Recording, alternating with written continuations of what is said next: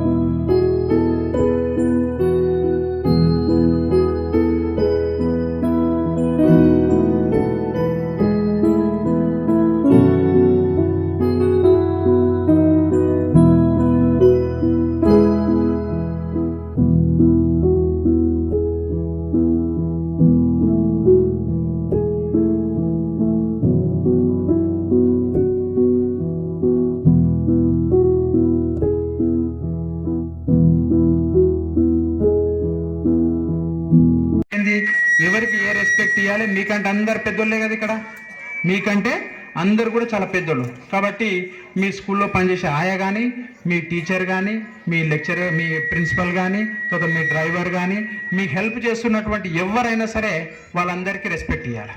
Compare చేస్తుంటారు చాలామంది. నేను చూసిన, నేను పేరెంట్స్ని మార్కులతోటి కంపేర్ చేస్తారు. వాళ్ళకి ఇన్ని మార్కులు వచ్చినాయి, మీకు ఇన్ని మార్కులు వచ్చినాయి. అప్పుడే ఎల్కేజీ, యూకేజీ, థర్డ్ క్లాస్ పిల్లలు ఏం చదువుతారు?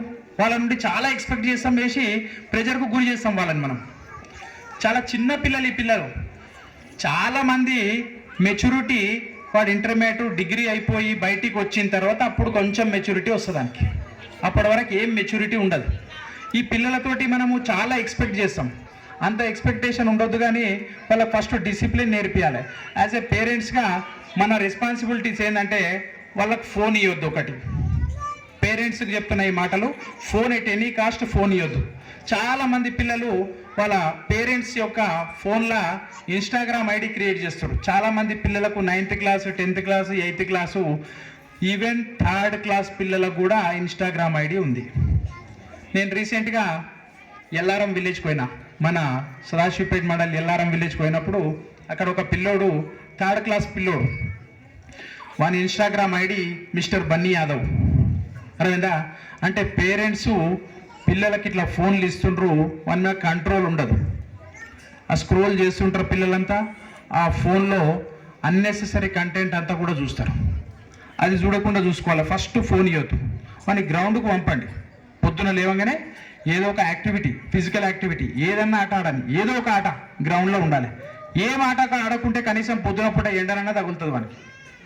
గ్రౌండ్కి పోతే కనీసం పొద్దున ఎండనన్నా తగులుతుంది, ఏం యాక్టివిటీ చేయకుంటే, ఫిజికల్ యాక్టివిటీ ఒకటి. తర్వాత సెకండ్ థింగ్ ఏంటంటే, పేరెంట్స్ కొందరు ఇంట్లోనే పిల్లల ముంగల కొట్లాడతారు, గొడవ పడతారు. వాడు అది నేర్చుకుంటారు, ఇంట్లోకి వెళ్ళి మాట్లాడతారు. ఇంట్లో నేర్చుకుంటారు, బయట వచ్చి మాట్లాడతాడు. పేరెంట్స్ ఇంట్లో ఉన్నప్పుడు పిల్లల ముందర గొడవ పడడము, బూతు మాటలు మాట్లాడడము అట్లాంటివి చేస్తే వాడు అవే నేర్చుకుంటాడు. అరేనా? ఫస్ట్ ఇంకోటి, చాలామంది పిల్లలు మనం ఊర్లో పోతాం హాలిడేస్ వచ్చినప్పుడు, పోయినప్పుడు కనీసం మనకి మర్రి చెట్లు ఎట్లుంటుంది, జొన్న పంట ఎట్లా వండుతుంది, వరి పంట ఎట్లా వండుతుంది, ఇవన్నీ నేర్పాలి. చాలా పిల్లలకి తెలియదు ఇవన్నీ. నేను ప్రాక్టికల్గా చూసిన. ఇక్కడ మనమేమో ఇక్కడ చెప్పుకుంటాం, బోర్డుల మీద చెప్తాం, మీకు ఈ పంట ఇది, ఈ ట్రీ ఇది, ఆ ట్రీ, బయట పోయినాక ఇది ఏంటంటే చెప్పలేకపోతారు. పిల్లలకి అట్లా బయటకు తీసుకుపోయినప్పుడు చిన్న చిన్న అన్ని నేర్పియాలి. మళ్ళా తాత ఎవరు, అమ్మమ్మ ఎవరు, కాకలు ఎవరు, పెదనాయన ఎవరు, ఈ రిలేషన్స్ అన్నీ కూడా చాలామంది పిల్లలంతా కూడా మర్చిపోతున్నారు. అవన్నీ మర్చిపోయేటట్లు పేరెంట్స్ కూడా దీన్ని, కొందరు పేరెంట్స్ కూడా అట్లా ఎంకరేజ్ చేస్తారు. అంత సెల్ఫ్గా ఇదైపోయి వాళ్ళే చూసుకోవడము, ఏ రిలేషన్స్కి ఇంపార్టెన్స్ ఇవ్వకపోవడం అట్లాంటిదంతా కూడా చేస్తుంటారు. కాబట్టి ఫస్ట్ పేరెంట్స్ ఎవరైతే ఉంటారో మన ఇంటి నుండే డిసిప్లిన్ స్టార్ట్ అవుతుంది. కాబట్టి మన ఇంట్లో మనం పర్ఫెక్ట్ ఉంటే అన్నీ అబ్జర్వ్ చేస్తారు. పిల్లలకు తెలియదని అనుకుంటే మన భ్రమది. ఎవ్రీథింగ్ అబ్జర్వ్ చేస్తారు. ఫస్ట్ స్కూల్లో నేర్చుకునే దానికంటే ఇంట్లోనే ఎక్కువ నేర్చుకుంటారు. కాబట్టి ఇంట్లో పేరెంట్స్ ఎవరైతే ఉంటారో సిస్టమేటిక్ ఉండాలి. పిల్లలు పెద్ద పిల్లలైతే ఏ పిల్లలతో తిరుగుతున్నాడు, వాని చుట్టుముట్టు ఉండేటువంటి సర్కిల్ ఎట్లుంది, వాని హ్యాబిట్స్ ఎట్లున్నాయి, ఇంట్లో డిసిప్లిన్ ఉంటుందా లేదా, బయట ఎట్లుంటున్నాడు, పేరెంట్స్ తోటి ఎట్లుంటున్నాడు, టీచర్లతో ఎట్లుంటున్నాడు, ఫ్రెండ్స్ తోటి ఎట్లుంటున్నాడు, సొసైటీలో ఎట్లుంటున్నాడు, ఇదంతా చాలా ఇంపార్టెంట్. చాలామంది పిల్లలు ఆ యూట్యూబ్స్ టైం అంతా కూడా స్క్రీన్ టైం చాలా ఎక్కువ ఉంటుంది. అంత యూట్యూబ్ స్క్రోల్ చేస్తున్నారు. చాలా మటుకు ఆ చూడకూడని కంటెంట్ అంతా కూడా ఆ యూట్యూబ్లో చూస్తారు. పేరెంట్స్ అంతా కూడా దీన్ని కంట్రోల్ చేయాలి. అదేవిధంగా ఇక్కడికి వస్తే ఇక్కడ 9th క్లాస్ పిల్లలు, ఫస్ట్ నుండి నర్సరీ నుండి 9th క్లాస్ పిల్లల వరకు అందరు కూడా ఉన్నారు. ఇక్కడికి వచ్చినప్పుడు చిన్న పిల్లలు LKG, UKG, 2nd, 3rd, 4th, 5th వీళ్ళందరూ కూడా ఈ స్కూల్లో మినిమం డిసిప్లిన్ ఏంది ఫస్ట్ నేర్చుకోవాలి.